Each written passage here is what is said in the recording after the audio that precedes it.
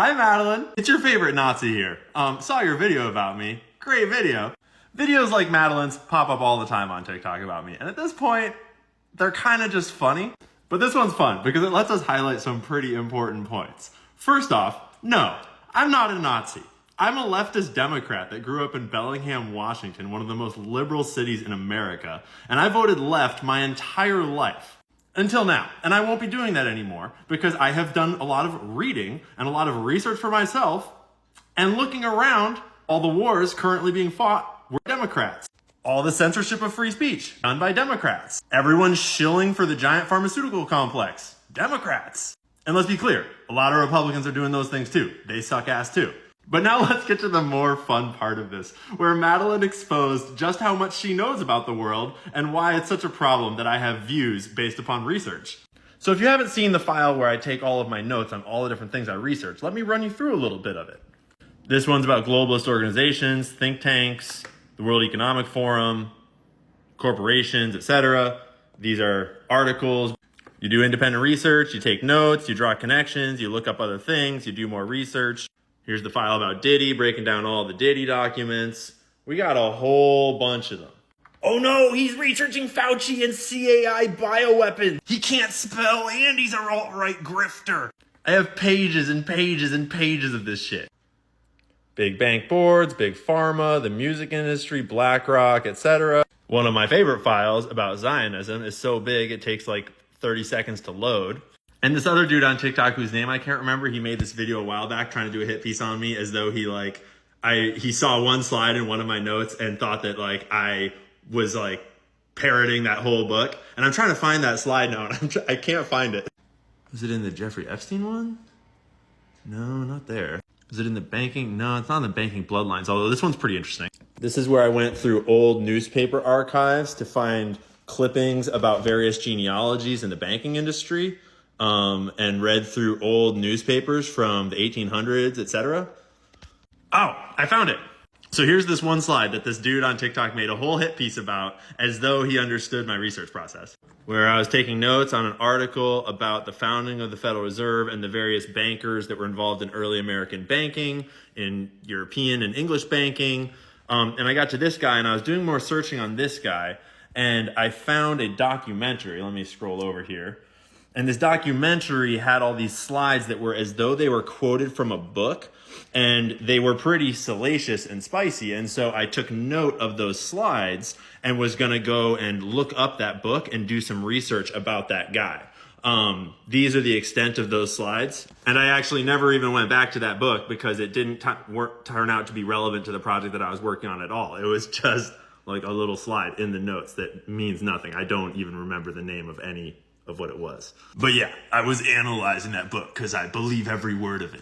See, here's the part where if you haven't caught on already, if you're dumb enough to take someone's opinion of someone else on the internet at face value and go based upon their misrepresentations of someone else's ideas and not realize that you're a smart enough person to go and just read that person's ideas for yourself and make your own opinion, then you're dumber than the person who's telling you what to think. And that person might be smart, and maybe you've chosen smart people to align yourself with and to listen to and to absorb their ideas without doing any due diligence for yourself.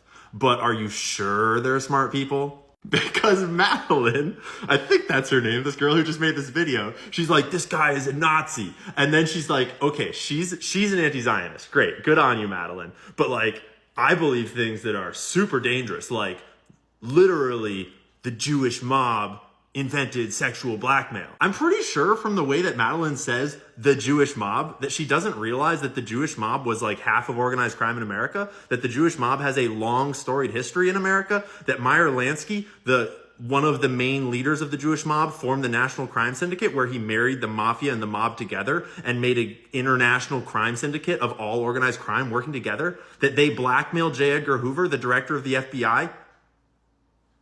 Not ringing any bells?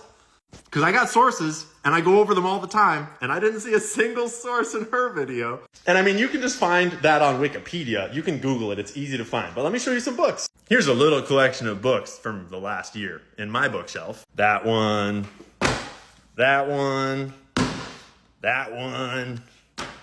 This one's really fun to read. That one's pretty wild, kind of esoteric. This one's a trip. This one was really cool until she got to the 2016 election. Oh yeah, this one will piss you guys off. Oh yeah, and speaking of the Federal Reserve, there's that one, and there's that one. Although I'll be honest, I didn't finish this one at all. I'm gonna try, but it was pretty dry. But if we're talking about the Jewish mob and the invention, quote unquote, of sexual blackmail, but what I said specifically was video sexual blackmail, then these are the books for you. And I'm currently on my 3rd read through. And this time I'm annotating and taking notes. And if you think it makes you a Nazi to claim that Meyer Lansky, Roy Cohn, Louis Rosenstiel were intimately involved in a sexual video blackmail operation at the Plaza Hotel in the Blue Suite where they were blackmailing J. Edgar Hoover and many other powerful people, then that just means that you don't know history and you haven't done any research, bro. Like, it's cute that this girl is an anti-Zionist and she doesn't know any of the history of Zionism or of Israel or of how the fuck we got here in the first place. Like, do you think Jeffrey Epstein just appeared out of nowhere? Do you think that he's just an anomaly, a lone wolf with no one backing him? You haven't done any research about Leslie Wexner? About the mega group? So yeah, if you like to get your opinions from someone like this Madeline girl, you probably shouldn't follow me. Because my channel is all about evidence, reading, talking about complex ideas, thinking things through, holding multiple different perspectives in mind, and not really making up our minds, but just learning. That's always been what my channel is about, is learning what's going on. And these days, to a lot of people on the left, where I come from, learning makes you an alt-right pipeline now. So bye guys, I don't need you here. If you're the kind of person who is afraid of information because it might corrupt your brain, you're fucking dumb. Have a spine. Just because you listen to someone that says a bad word or has a bad idea doesn't mean that your brain absorbs it like a sponge and you have no defense against those bad ideas. Like, think for yourself, dude. Just be like, no, I don't think you're right. And this is why I don't think you're right, because I have these sources, because I've read all these fucking books, and you're wrong. But it was nice talking to you because you're also a human being and I have mutual respect for you, just like I should for every human being, because we're all just doing our best to get by and figure out what's going on and take care of our families. But if you're scared of talking to people with different opinions and doing research and discussing what's happening in an open, genuine debate, then my page is not for you.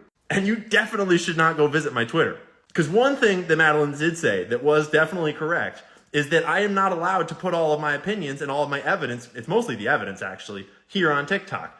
Most of what I do is only on Twitter because TikTok censors real information, real sources. If I were to source this book and tell you what is actually deeply researched in this book with like tons and tons of references, here's just part of one chapter's references, the video would get taken down. And that should make you go, huh, why?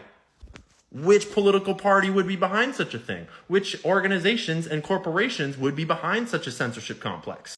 And then you would go over to X and you would look at what's happening on X and the discussion happening there and the free flow of ideas that is how we get our collective intelligence to grow. Like, what do you think the Academy of Ideas was built on? Censorship? You fucking idiot. So anyways, this was super entertaining. I appreciate the video, Madeline. Good to know who you are. Good to know where you stand on intelligence and stuff. Have a nice day. So the basic idea is that the content he's making on TikTok is trying to lure people in so that hopefully they find his media other places, like on Twitter. Right. Oh my God, yes! Thank you for the plug, Madeline. Please go find me on Twitter. Check out my content for yourself. Think for yourself. Form your own opinion. You don't like me? Don't follow me. I'm just trying to do research, talk shit, tell some jokes, have some fun while we figure out what the hell is going on out here. Then you just decide. Are you on the team of people that just speak their minds and are honest and look things up? Or are you on the side of people that censor people over defamatory statements like being a Nazi?